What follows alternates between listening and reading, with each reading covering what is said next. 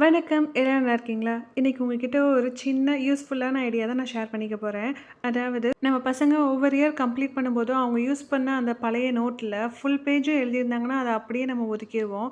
ஆனா, இப்ப அதில பேஜ் வந்து மிச்சம் இருக்குன்னு வச்சுக்கோங்களேன், நம்ம வந்து அந்த நோட்ட அந்த பேஜ் இருக்குன்றதுக்காகவே அப்படியே வச்சிருப்போம். அந்த நோட் எல்லாமே சேர்ந்தே ஒரு ஸ்பேஸ வந்து ஆக்குபை பண்ணிரும். ஒரு நோட்ல ரொம்பவே கம்மியா, அதாவது ஒரு 10 பேஜ், 15 பேஜ் தான் எழுதியிருக்காங்க பசங்க அப்படின்னா, நம்ம அத மட்டும் கிழிச்சுட்டு அந்த நோட்ட அப்படியே நம்ம வச்சுக்கலாம். மேக்ஸிமம் பேஜ் வந்து யூஸ் பண்ணியிருக்காங்க. கொஞ்சம் பேஜ் மட்டும் தான் யூஸ் பண்ணாம இருக்கு அப்படின்னா, அந்த பேஜ மட்டும் கிழிச்சிட்டு, இப்போ 2 லைன்னா 2 லைன்ல இருந்து எடுத்த பேஜஸ் ஃபுல்லும் தனியாவும், 4 லைன்னா அதில உள்ள பேஜஸ் எல்லாம் தனியாவும் நம்ம பின் பண்ணி வச்சுக்கிட்டோம் அப்படின்னா, அவங்களுக்கு நாள பின்ன அத வந்து நம்ம ரஃப் நோட்டா யூஸ் பண்ணிக்கலாம். இப்படி பண்ணி வச்சோம்னா, நெறைய நோட் புக்ஸ வந்து அப்படியே ஸ்டோர் பண்ணி வைக்க வேண்டிய அவசியம் இருக்காது.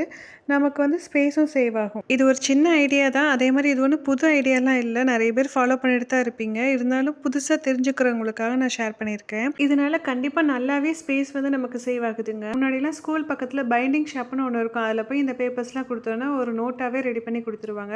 அப்படி இல்லைன்னா, வீட்ல அம்மா, அப்பா வந்து நூல் வச்சு ஸ்டிச் பண்ணி குடுப்பாங்க இல்லையா? அப்படி உங்கள்ல யாரெல்லாம் யூஸ் பண்ணியிருக்கீங்க அப்படிங்கிறத எனக்கு கமெண்ட்ல ஷேர் பண்ணிக்கோங்க. அடுத்து ஒரு நல்ல வீடியோல பார்க்கலாம். வரேன்.